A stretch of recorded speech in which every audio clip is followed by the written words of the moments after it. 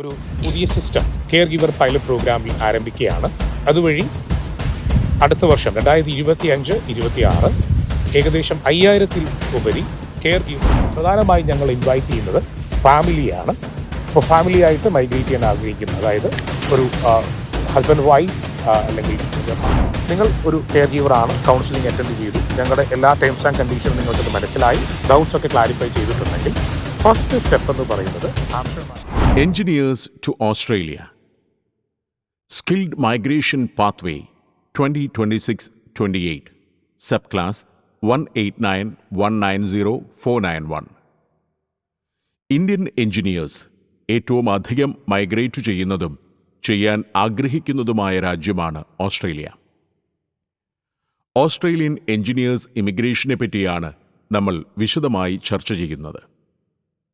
കൂടുതൽ കൃത്യതയോടെ നമുക്ക് കാര്യങ്ങൾ മനസ്സിലാക്കാം. Freshers BTech or MTech engineers to Australia 2024 July 1 വരെ ഫ്രഷർ എഞ്ചിനീയറിന് സബ് ക്ലാസ് 476 വഴി ഓസ്ട്രേലിയയിൽ എത്തിച്ചേരാൻ സാധിച്ചിരുന്നു. സ്കിൽഡ് റെക്കഗ്നൈസ്ഡ് ഗ്രാജുവേറ്റ് വിസ എന്നും ഇത് അറിയപ്പെട്ടിരുന്നു. അംഗീകൃത സർവകലാശാലയിൽ നിന്നും പാസ്സാകുന്ന നവ എഞ്ചിനീയർമാർക്കുള്ള ഈ താൽക്കാലിക വിസയുടെ കാലാവധി 18 മാസമായിരുന്നു. നവ എഞ്ചിനീയർമാർക്ക് തുടർ വിദ്യാഭ്യാസത്തിനും ജോലി തേടുന്നതിനും ഈ വിസയിലൂടെ സാധിച്ചിരുന്നു. യോഗ്യതയ്ക്കനുസരിച്ച് permanent residency, professional skilled sponsored visa എന്നിവയ്ക്ക് അപേക്ഷ നൽകുന്നതിനും അവർക്ക് സാധിച്ചിരുന്നു. എന്നാൽ 2024 ജൂലൈ മുതൽ ഗവൺമെൻറ് ഈ സബ് ക്ലാസ് വിസ സംവിധാനം നിർത്തലാക്കി. എക്സ്പീരിയൻസ് ഇല്ലാത്ത എഞ്ചിനീയർമാർക്ക് ഓസ്ട്രേലിയയിൽ കുടിയേറാനുള്ള ഏറ്റവും അനുയോജ്യമായ മാർഗം ഉപരിപഠനം തന്നെയായിരിക്കും. അല്ലെങ്കിൽ എക്സ്പീരിയൻസ് എടുത്തതിനു ശേഷം മൈഗ്രേറ്റ് ചെയ്യാം. Experienced skill migration.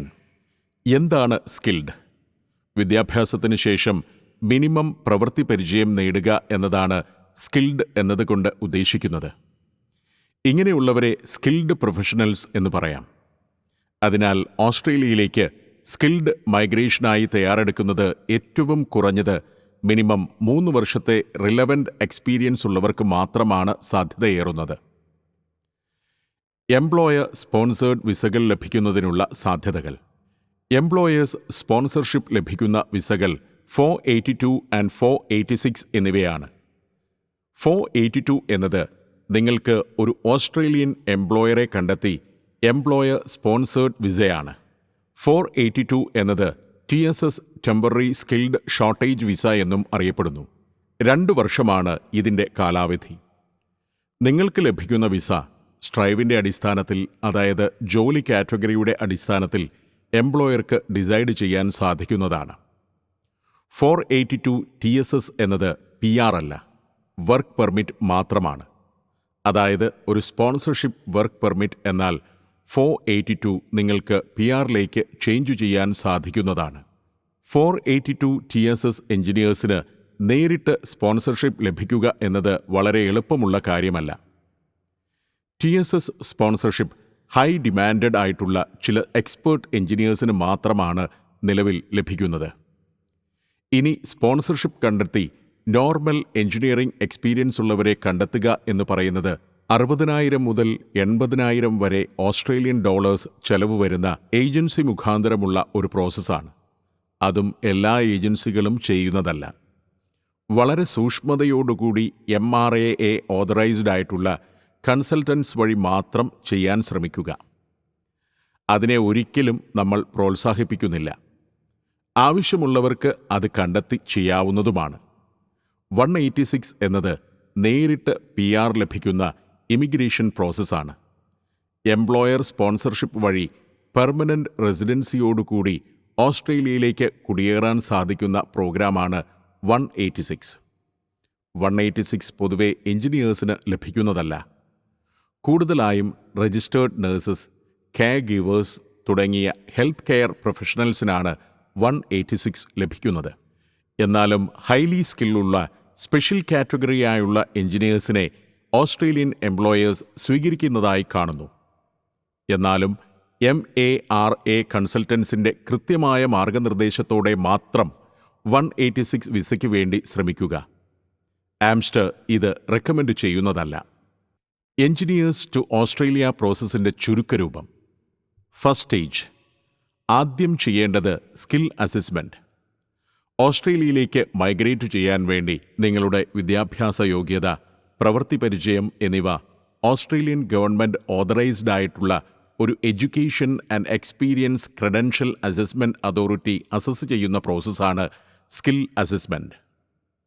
ഓസ്ട്രേലിയ എഞ്ചിനീയേഴ്സിനു വേണ്ടി എഞ്ചിനീയേഴ്സ് ഓസ്ട്രേലിയയാണ് സ്കിൽ അസസ്മെൻറ്റ് സേവനങ്ങൾ നൽകുന്നത്. നോൺ IT ഉള്ള എല്ലാ എഞ്ചിനീയേഴ്സിനും സ്കിൽ അസസ്മെൻറ്റ് നൽകുന്നത് ഈ ഏജൻസി തന്നെയാണ്. ഇലക്ട്രിക്കൽ, സിവിൽ, സ്ട്രക്ചറൽ തുടങ്ങിയ വിഭാഗമാണ് നോൺ IT എഞ്ചിനീയേഴ്സിന് ഉദാഹരണമായി പറയാവുന്നത്. ഇതിൻ്റെ പൂർണ്ണമായ വിവരണം എഞ്ചിനീയേഴ്സ് ഓസ്ട്രേലിയയുടെ വെബ്സൈറ്റിൽ ലഭ്യമാണ്. ഇതിൻ്റെ ഫീസും മറ്റ് നടപടിക്രമങ്ങളെയും പറ്റി വ്യക്തതയില്ലാത്തവർക്ക് ഒരു എക്സ്പേർട്ട് ഇമിഗ്രേഷൻ അഡ്വൈസറുടെ സേവനം സ്വീകരിക്കാവുന്നതുമാണ്. ആംസ്റ്റർ നിങ്ങളെ തീർച്ചയായും സഹായിക്കും. എഞ്ചിനീയേഴ്സ് ഓസ്ട്രേലിയയുടെ സ്കിൽ അസസ്മെൻറ്റിന് 100% സപ്പോർട്ടും നൽകുന്ന ഇമിഗ്രേഷൻ കൺസൾട്ടൻസി സർവീസാണ് ആംസ്റ്റർ ഒരുക്കിയിരിക്കുന്നത്. സ്കിൽ അസസ്മെൻറ്റിന് നിങ്ങൾക്കാദ്യമായി വേണ്ടത് ഇംഗ്ലീഷ് പ്രൊഫഷൻസി ടെസ്റ്റ് റിസൾട്ടാണ്. IELTS academic 6, all band PTE academic 65 mark എന്നിവ നിങ്ങളെ അതിന് യോഗ്യരാക്കുന്നു. നിലവിൽ PTE ജനറൽ ഉപയോഗിക്കുന്നതായി കാണുന്നില്ല. PTE അക്കാഡമിക്കാണ് ആക്സെപ്റ്റ് ചെയ്തതായി കാണുന്നത്. അടുത്തതായി വേണ്ടത് വിദ്യാഭ്യാസ യോഗ്യത തെളിയിക്കുക എന്നതാണ്. ഇതിനായി നിങ്ങളുടെ എഡ്യൂക്കേഷൻ അക്കാഡമിക് ഡോക്യുമെൻ്റുകൾ അസസ് ചെയ്യേണ്ടതുണ്ട്. യൂണിവേഴ്സിറ്റികളെ വിവിധ അക്കോർഡുകളായി തിരിച്ചിരിക്കുന്നു. ഉദാഹരണത്തിന് സിഡ്നി അക്കോർഡ്, വാഷിംഗ്ടൺ അക്കോർഡ് എന്നിവ. ഇന്ത്യൻ യൂണിവേഴ്സിറ്റികളെല്ലാം വാഷിംഗ്ടൺ അക്കോർഡിൻ്റെ പരിധിയിലാണ് വരുന്നത്. എന്നാൽ ചില യൂണിവേഴ്സിറ്റികളോ കോളേജുകളോ അക്കോർഡുകളുടെ പരിധിയിൽ വരാത്ത പക്ഷം നിങ്ങൾക്ക് CDR റൈറ്റ് ചെയ്ത് നൽകേണ്ടതാണ്. CDR എന്നത് കോമ്പറ്റൻസി ഡെമോൺസ്ട്രേഷൻ റിപ്പോർട്ട്. CDR എന്നത് ഒരു സ്കിൽഡ് അസസ്മെൻറ്റിന് ഏറ്റവും എക്സ്പെർട്ടൈസ് വേണ്ട ഒരു സ്ഥലമാണ്. CDR പ്രിപ്പറേഷനായി well qualified and experienced documentation staff ആംസ്റ്ററിലൂടെ നിങ്ങളെ സഹായിക്കുന്നതാണ്. അവരുടെ സേവനം തീർച്ചയായും ആംസ്റ്റർ ഉറപ്പാക്കുന്നു. ചിലപ്പോൾ CDR പ്രിപ്പറേഷൻ ഒരു സ്കിൽ അസസ്മെൻറ്റ് 3 മുതൽ 6 മാസം വരെ സമയമെടുത്തേക്കാം. എന്നിരുന്നാലും ഏറ്റവും ഫാസ്റ്റായി കംപ്ലീറ്റ് ചെയ്യുന്നതിന് നിങ്ങളുടെ ഒപ്പം ആംസ്റ്റർ ഇമിഗ്രേഷൻ ടീം ഉണ്ടായിരിക്കും. ഇതിനായി ഓസ്ട്രേലിയയിൽ നിന്നും എക്സ്പേർട്ടിൻ്റെ സേവനവും സ്പെഷ്യൽ അസിസ്റ്റൻ്റ് പെയ്ഡ് സർവീസും ആവശ്യമാണെങ്കിൽ അതും ലഭ്യമാക്കുന്നതിന് ഞങ്ങൾ സഹായിക്കും.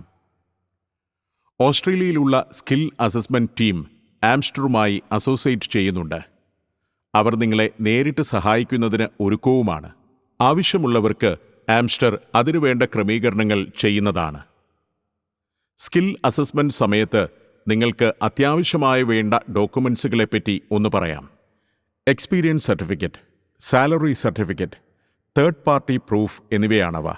നമ്മുടെ PFൽ അല്ലെങ്കിൽ നിങ്ങളുടെ വിസയിൽ നിങ്ങളുടെ പേരുണ്ടാവുക, ഇതൊക്കെയാണ് തേർഡ് പാർട്ടി പ്രൂഫിനായി സാധാരണ ഉപയോഗിക്കുക. അതുപോലെ തന്നെ IELTS അല്ലെങ്കിൽ PTE certificate, passport, birth certificate, education credential certificate, സാധാരണ ഇത്രയും ഡോക്യുമെൻറ്റ്സ് ആണ് വേണ്ടത്. എന്നിരുന്നാലും ഇതിൽ കൂടുതൽ ഡോക്യുമെൻറ്റ്സ് ആവശ്യം വന്നാൽ ആംസ്റ്ററിൻ്റെ HR പ്ലേസ്മെൻറ്റ് ടീം അല്ലെങ്കിൽ നിങ്ങളുടെ എക്സ്പേർട്ട് അഡ്വൈസർ നിങ്ങളെ സപ്പോർട്ട് ചെയ്യുന്നതായിരിക്കും. സ്കിൽ അസസ്മെൻറ്റ് എന്നത് ഒരു കടമ്പ തന്നെയാണ്. അത് കഴിഞ്ഞാൽ ചെയ്യേണ്ടത് എക്സ്പ്രഷൻ ഓഫ് ഇൻട്രസ്റ്റ് പ്രോസസ്സാണ്.